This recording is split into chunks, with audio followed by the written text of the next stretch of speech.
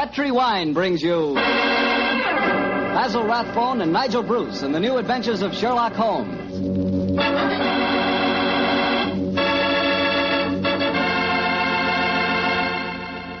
The Petri family, the family that took time to bring you good wine, invite you to listen to Dr. Watson tell us another exciting adventure he shared with his old friend, that master detective, Sherlock Holmes. And I know that Dr. Watson will agree with me when I tell you that the best way to begin a good meal is with a glass of Petri California sherry. Before you sit down at the table, pour yourself and your family a glass of Petri sherry. Try it. There are many ways to tell a good wine, by its color, its aroma, and its flavor. On every count, Petri sherry is outstanding. The color of Petri sherry is a clear, deep amber. Perfect. The aroma? Well, Petri sherry is as fragrant as a bunch of dew-covered grapes picked in the early morning. But most important to you, and to me, is the flavor of Petri sherry. We want a wine that tastes good.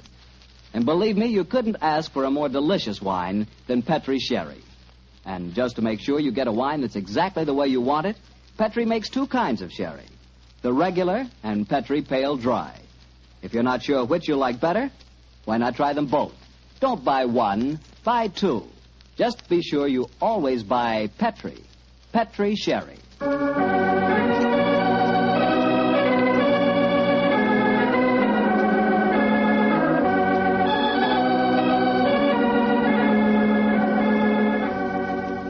And now I'm sure our good friend Dr. Watson's ready for us. Let's go in and join him.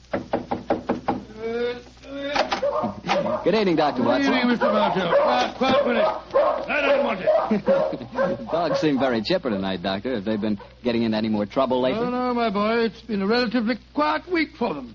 One meeting with a dead seal, 2 visits to my neighbor's chickens, and a losing battle today with a cross-eyed Siamese cat. You call that a quiet week, huh? Oh, it is for them, but never mind about the dogs. Draw up your usual chair and make yourself comfortable. You're just in time to join me in a glass of sherry. That'd be very nice, Doctor. Oh, I see you have the old dispatch box out again. Yes, my boy. As the story I'm going to tell you tonight took place in 1887, I thought I'd better refresh my memory on some of the details of the case. But shortly after my marriage, and as I had bought a practice in the Paddington district, I saw very little of my old friend Sherlock Holmes. How was doctoring in those early days? A struggle, my boy, a distinct struggle. Dr. Farquhar, from whom I had bought the practice, had at one time an excellent clientele, but his age, combined with an unfortunate affliction, the that resembles St. Vitus's dance, had very much thinned it. I had confidence, however, in my youth and in my energy, and I was convinced that in a very few years the practice would be as flourishing as ever. But, as I said, I saw very little of Holmes in those days. I guess you were too busy to visit Baker Street, huh, Doctor? Yeah, you guessed quite correctly, Mr. Bartow, quite correctly. Holmes seldom went anywhere himself save on professional business. You can imagine my surprise, therefore, when one day on coming home from a heavy day's work, I found that Holmes had decided to pay us a visit. My wife persuaded him to stay to dinner, and as the three of us sat at the table, the flickering candlelight dancing strange patterns on the walls, felt quite like old times. Holmes was in an unusually gay mood, and I can remember the twinkle in his eye as he turned to my wife and said, "You're a brave woman, Mrs. Watson, to feed an unexpected guest on the maiden night out. I'm extremely grateful. Mrs. Hudson's cooking, though excellent of its kind, lacks variety. Your dinner has been quite a treat." That's a very gracious little speech, Mr. Holmes. Yes, I've never known you to be so observant about food, Holmes. Perhaps the lack of your company, my dear chap, and the consequent lonely meals have made me conscious of Mrs. Hudson's culinary shortcomings. I suppose you're taking John out with you tonight on one of your cases. Oh, no, Mrs. Watson.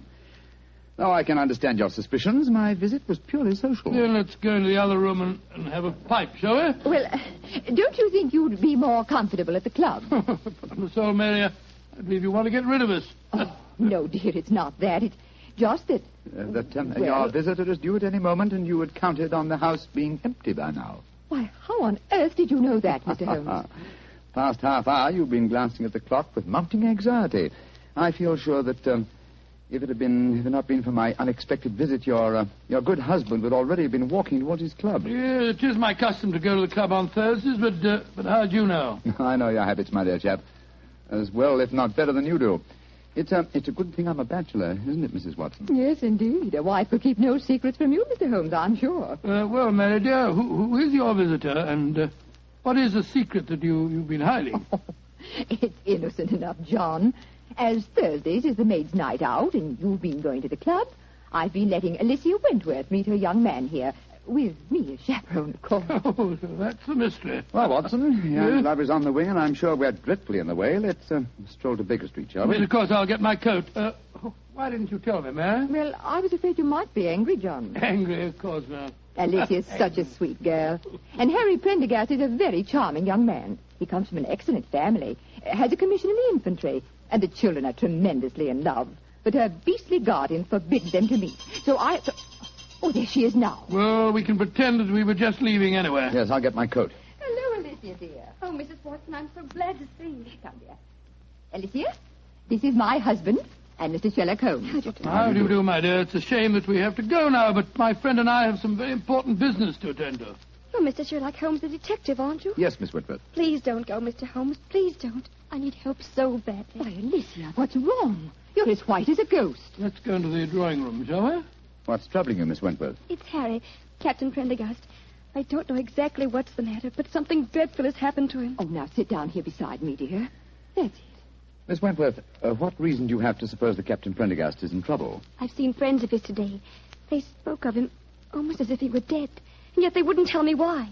And just now I went to his club, and they told me that Captain Prendergast was not a member. But he is a member. He's been a member for years. Oh, what's happened to him? What has happened to him? There, dear. Mr. Holmes will help you. Now, don't you cry. Have you been to the police, Miss Wentworth? No, Doctor. You see, I went to my guardian, but he wouldn't let me go to the police. He said there'd be a scandal. But then he hates her. The Prendergasts are a fine family. Why does your guardian object to him so strongly? I don't think he would approve of anyone I choose. He doesn't want me to get married. Oh, sounds like a positive ogre to me. Who is your guardian, my dear? Colonel Moran. Colonel Sebastian Moran. Indeed. He's a man who has many entries against him in my ledgers, but a man that I've never met. I have long hoped to cross swords with him directly. But how could Uncle Sebastian have anything to do with the criminal profession, Mr. Holmes? He's a son of Sir August Moran, and he was once British minister to Persia. Oh, you must be confusing him with someone else. No, my dear, it's the same man, and furthermore, I'm almost certain that your guardian is the right-hand man of a certain friend of mine whose name also begins with the three letters M-O-R. Good Lord, Moriarty. I have no proof. And yet I suspect that Colonel Moran is the second most dangerous man in London. That's Harry. It must be Harry. Oh, poor girl. I do hope you can help her, Mr. Holmes. I shall do my best, Mrs. Well, Watson. if that is her young man at the door, it's more than likely her problem doesn't exist any longer. I hope you're right, Watson. Though with Colonel Moran as a guardian, I'm afraid the young lady is destined to have trouble. Come on, Harry. Good evening, Mrs. Watson. I'm so glad to see you, Harry. This is my husband. How do you do, Doctor? How do you do, my boy? And Mr. Sherlock Holmes. How do you do, Captain Prendergast? How do you do, sir? Harry, what's wrong? I can tell by your face that something dreadful has happened. It has, darling. Tell Mr. Holmes about it. He's promised to help us. Well, sir, I'm afraid this is a little outside of your province. You will find that my friend's province is quite extensive, Captain Prendergast. I shall be more than happy to do anything I can to help, sir. That's very nice of you, Mr. Holmes. Well, it's pretty bad. Last night I was accused of cheating at cards at the Tankerville Club. Oh, dreadful. Of course, I don't have to tell you that I didn't cheat, but the evidence was dead against me. I'd been winning heavily, and the cards were proved to be marked. Marked? How? There were pinpricks on the edges. Pinpricks which indicated the card's value. How did the pack of cards come into play? That's the devil of it. I myself broke open a sealed pack given to me by the club porter. And I swear that was the pack that was later found to be marked. Was everyone searched? Yes. But they found a new, unopened pack in my pocket. The obvious implication being that you had substituted the marked cards, of course. I can see what happened. Somebody deliberately tried to incriminate you by dropping the new pack in your pocket. Of course, darling. But what I can't understand is how the marked pack was introduced into the game. Were there any other cards found in the room? None, Doctor. The Tankerville, eh? Colonel Moran is a member of the club, isn't he? Yes, he is. Uncle Sebastian uses it all the time. He was present at the game last night, Alicia. Oh, Harry, now we're worse off than ever. If he thinks you cheated at cards, he'll never let us get married. Now, don't worry, Alicia. I'm sure that Mr. Holmes can find a way out of this. I'm afraid it'll be too late. I couldn't marry you now, Alicia. What do you mean, Harry? But they forced me to resign from the club. That's a bad enough disgrace. But I know there's worse to come. You see, I was expecting my promotion to major any day. Now it'll be a miracle if I'm not cashiered from the regiment. What kind of a life can I offer you? Harry, you're talking absolute nonsense. I think, Captain Prendergast, the next step is obvious. We must remove this apparent stain on your character. But how? Miss Wentworth can stay here with Mrs. Watson. The doctor and I will drive over in a cab with you to the club and see what can be done.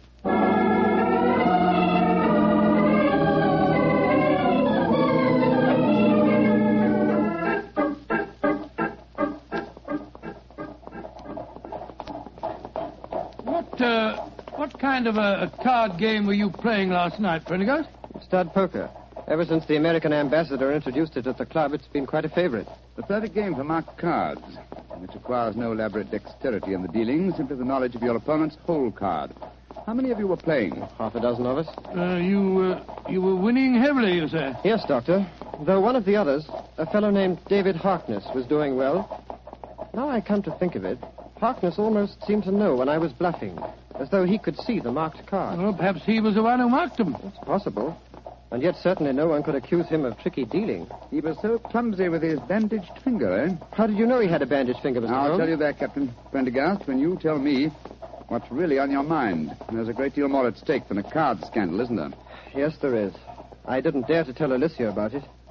You see, I'm fighting a duel tomorrow. A duel? Lord, with whom? Colonel Moran. Huh? He insulted me last night. He goaded me beyond a man's patience. He taunted me until I couldn't stand it any longer. And so I challenged him. And in so doing, gave him the choice of weapons. Yes, confound it. Of course, he chose revolvers. Moran is a big game hunter of note. He was reputed to be the best shot in England. And I'm probably the worst in London. If only I could shoot as well as I can box. I'm regimental champion, you know. Revolvers? Good heavens, man, revolvers. A duel with Moran is suicide for you. No, it's not suicide. The Tankerville Club. Here, cabby. Keep the change, will you? Oh, blimey. Thank you, Governor. Suicide. No, it's not suicide. This is a carefully laid plan for murder. Pray heaven that we are not too late to avert it.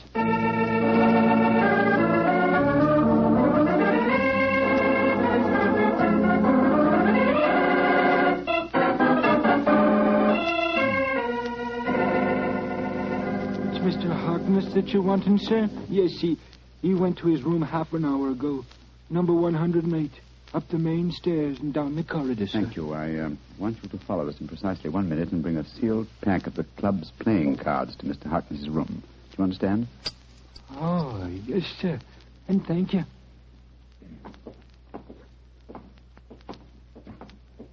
Did you make the arrangement? Yes, come on. Let's go up to Harkness's room. The 3 members have cut me dead since I came in here. The most humiliating experience. A little patience, Captain Prendergast, and I'm sure your honor will be entirely vindicated. I wish I knew what you were up to, Holmes. I'm going to try and restage the drama that was presented in this club last night. The only difference being that my production will have a cast that's a little different. Now, here we are. Now, let me do the talking. Yes? Did you want something? Prendergast, I don't want you in my rooms. I don't know why they allowed you inside the club. Let us in, Mr. Harkness, please. No, I won't. Take your foot out of the door, confound it. Mr. Harkness, there are 3 of us. I think you'd better let us in. You're going to let us in, Harkness. Oh, all right. Come in. Thank you for your hospitality, sir. Now perhaps you fellows will tell me what the devil you think you're up to. With pleasure. As you very well know, Mr. Harkness, this is probably Captain Prendergast's last day on Earth. He has one request to make of you, that you join him in a farewell game of poker with us, to show you bear no grudges. Oh, it's fantastic. You're all insane. Oh, by the way, Mr. Harkness, I'm delighted to notice that your sore finger seems to have healed with great rapidity. By an odd coincidence, you'll observe that I seem to have injured mine. Mr. Holmes, when did you do that? Oh, in the carriage just now, a mere scratch. Fortunately, I had some first aid materials in my greatcoat. Come in. Yes, Taylor, what is it? Begging your pardon, Mr. Harkness, but the gentleman asked me to bring this sealed pack of cards here. Put them on the table, Taylor. Very good, sir. Well, what's the game? stud poker, Mr. Harkness. A game with which you're quite familiar, I understand. And the stakes? A man's honor. Possibly another man's freedom. Open the pack, Mr. Harkness, and deal us all a hand. I should think this might be a very unusual game.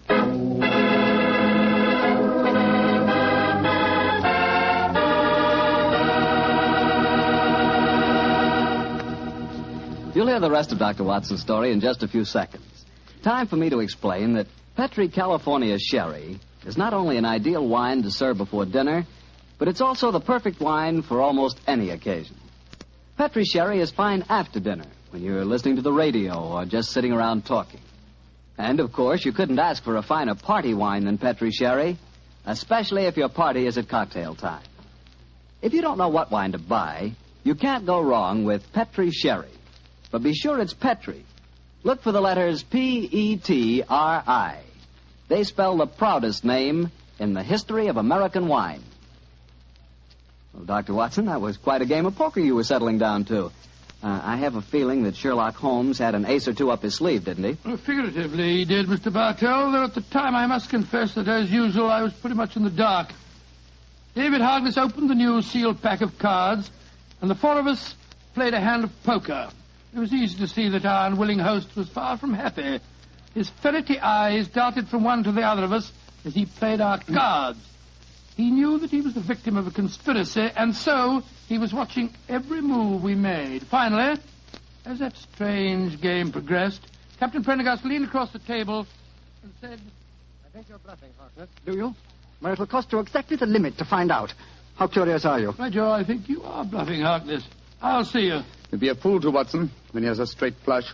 What do you mean, Holmes? My dear Harkness, the markings are quite apparent, I assure you, to someone who knows what he's looking for. Scott, you mean that these cards are marked too? Examine them for yourself, old chap. They are marked. They're pinpricked, just like they were last night. Well, that's impossible. Harkness broke the seals on the new pack just now. We all saw him do it.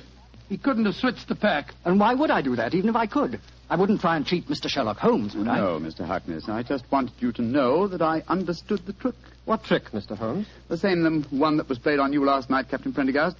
This was a demonstration of how easily a sealed pack of cards may be turned into a marked one by a man with a sore finger. What on earth's a sore finger got to do with it, Holmes? Oh, it's very simple, Watson. A pinhead or a thumbtack hidden under the bandage, a tiny pressure against a card one wishes to mark as it comes into one's hand, and after several deals, hey, presto, a marked pack. Oh, so that's how it was done. You can't prove it, Holmes. You can't prove a thing.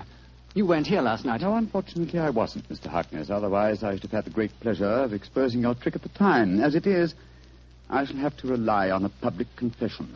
You'll never get a confession from me. Possibly not, but I'm sure that you'll be interested to know that I've made quite an extensive study of card sharping. In fact, I've considered giving a little lecture or demonstration here at the club. What are you talking about? This game that we've just played was in the nature of a rehearsal. I should, of course, stress this particular method as being of great local interest. I'm sure most of the gambling members will recall one man who has had unusually bad luck with his fingers. Holmes, you're trying to ruin me. Well, you were willing to see Prendergast ruined. And killed. But a pistol duel with Colonel Moran is almost equivalent to murder. What do you want me to do? From the direction of your glance, Mr. Harkness, I'm certain that you keep a loaded revolver in your desk drawer. That's a very poor solution, I assure you. Why not be a man, write a confession, and sign it? It'll free Captain Prendergast from any stigma, and it'll help to trap the real culprit, Colonel Sebastian Moran. Moran? Where does he come into the picture, Holmes? Mr. Harkness knows, don't you? And I think I know now. Why don't you tell us, Harkness? One thing at a time, Prendergast. I owe it to you to write a confession. I'll do that, rather than face a public exposure in the club, but that's as far as I'll go.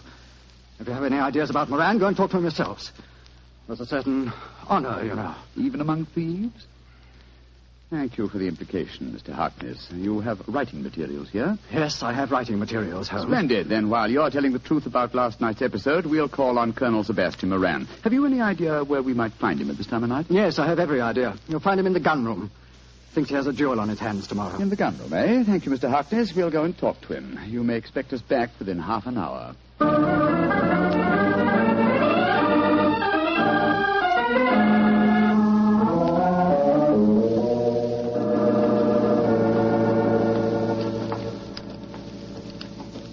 Who are you fellows? Turn the gas up, can't you? Colonel Moran, this is Mr. Sherlock Holmes and Dr. Watson. How do you do? Colonel Moran, I've been wanting to meet you for a very long time. Sherlock Holmes, I've heard a lot about you. And I of you, Colonel. Harry, what are you doing inside the club? Mr. Holmes brought me back. We've just left David Harkness's room. He's writing a confession that he engineered the swindle last night, that he deliberately tried to involve me. So, in that case, I suppose I need oil this revolver no longer. Harkness is a cheat. Dear me, how shocking. Aren't you glad that my name will be cleared in this business? Of course I am. I'm delighted. And you'll apologize for the things that you said last night? Yes, Harry, I'll apologize. But you must realize that this revelation makes no difference to my feelings about your marriage to Alicia. Upon my soul, Colonel Moran, it seems to me that one way... Dr. Watson, I think the name is. Watson, yes, my name's Watson.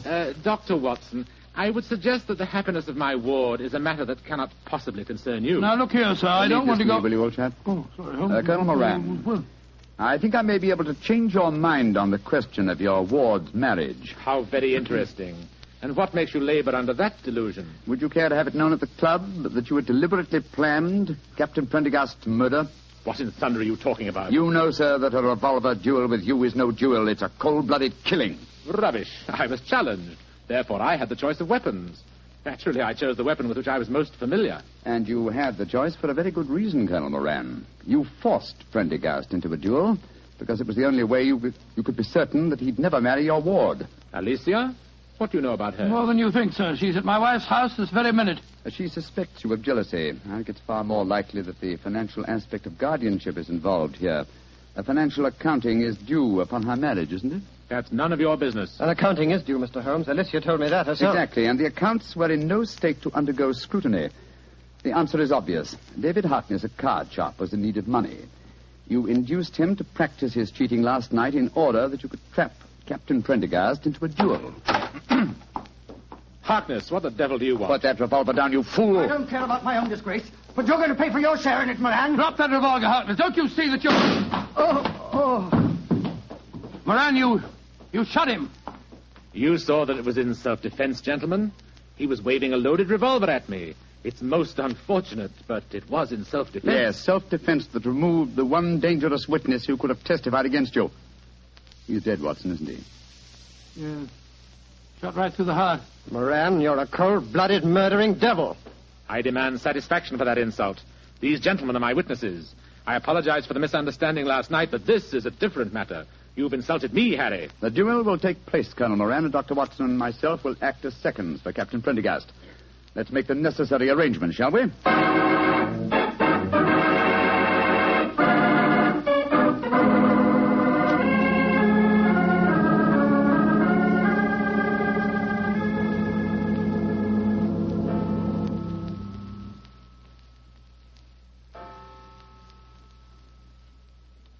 Mrs. Watson, Yes, Alicia, dear. it's 2:00. What can have happened to them? They left here just after 8. Well, if you'd been married to John for any length of time, my dear, you wouldn't worry. When your husband goes out with Sherlock Holmes, you're prepared not to see him for a few days. Mrs. Watson, what are you saying? I haven't got a husband. Oh, now, Alicia, don't glower at me like that. What did you say the time was? It's just after 2, and they left here at 8. What can have happened? Well, I don't know. But Mr. Holmes was with them. So don't worry, my dear. He's frightfully clever. I wouldn't be surprised. There's the front door now. They're back. Oh, dear me. Now I'll have to make cocoa. Harry, darling, what's happened? Oh, lots of things, darling. I'm a member of the Tankerville Club again. I'll probably become a major, and you'll certainly become Mrs. Prendergast before very long. Oh, it all sounds wonderful. What have you two been up to, John? Oh, it's the old story, Mary, dear. Holmes solved the case, and it all ended happily. Happily? My dear Watson, that's hardly the word to use. Harkness is dead, and Colonel Moran is probably in hospital. Please, tell me what happened. Well, your guardian challenged Captain Prendergast to a duel. He overlooked the fact that since he was the challenger, the choice of weapons belonged to his opponent. Perhaps you can guess what that choice was. Boxing gloves. We've just come from the gymnasium at the club, Alicia. I'm afraid I really gave him a thrashing. And a well-deserved one, too. I'm only sorry that I couldn't put him where he belongs, behind prison bars. Oh, Harry. He'll be the laughing stock of London. I'm glad of it. But But that means that he'll never consent to our being married. I disagree, Miss Wentworth. If we keep his secret, and we've hinted that we might, I'm quite certain that he'll withdraw his objections to the marriage, and somehow he'll make up his deficiencies in his guardianship account. Probably by borrowing money from Professor Moriarty. Oh, I think it's all wonderful. But it's well after 2 o'clock in the morning. Let's go into the kitchen, shall we? I'll make some cocoa. Cocoa? Spot of whiskey? Harry, you and Alicia stay here. You probably have some plans to make. Oh, cocoa's not a very exciting drink. Oh, shush, John. Oh, sorry. As soon as the cocoa's ready, we'll call you.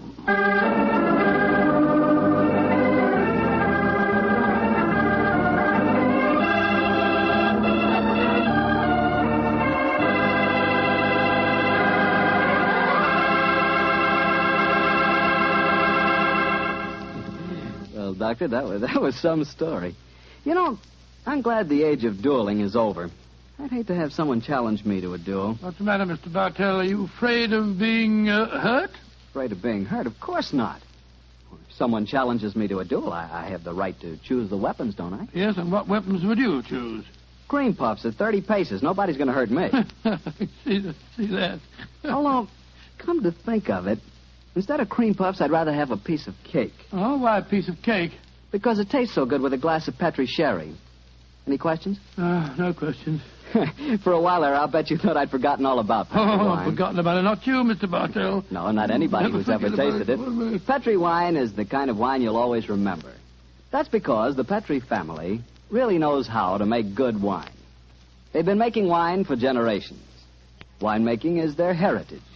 It's an art that's been handed on down in the Petri family from father to son, from father to son. Every drop of Petri wine is clear, fragrant, and delicious. As delicious as the luscious sun-ripened California grapes from which it's made. Remember, the name Petri on a bottle of wine is more than a trademark. It's the personal assurance of the Petri family that their wine is the kind of wine you like, for any occasion. You can't miss with Petri wine because Petri took time to bring you good wine. Well, Dr. Watson, what new Sherlock Holmes story are you planning to tell us next week? Well, now, let me see. Next week? Next week, Mr. Bartell, I'm going to tell you an adventure that took place in the gay Vienna of the 90s. Concerns a strange tragedy that occurred on a ballroom floor and a weird series of murders that were punctuated by the sound of music. I call the story The Waltz of Death.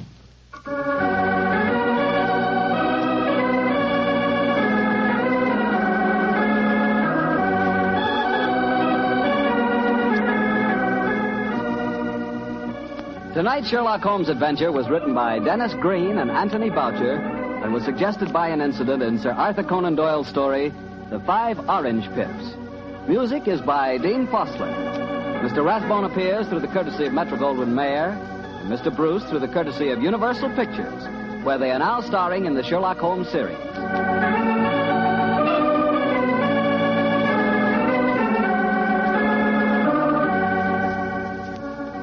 The Petri Wine Company of San Francisco, California, invites you to tune in again next week. Next week, many communities will change time, and this program will reach some of our listeners at a different hour. Consult your local newspaper or mutual station for the exact time in your area. Sherlock Holmes comes to you from our Hollywood studios. This is Harry Bartell saying goodnight for the Petri family. For a solid hour of exciting mystery dramas, listen every Monday on most of these same stations at 8 o'clock to Michael Shayne, followed immediately by Sherlock Holmes. This is the Mutual Broadcasting System.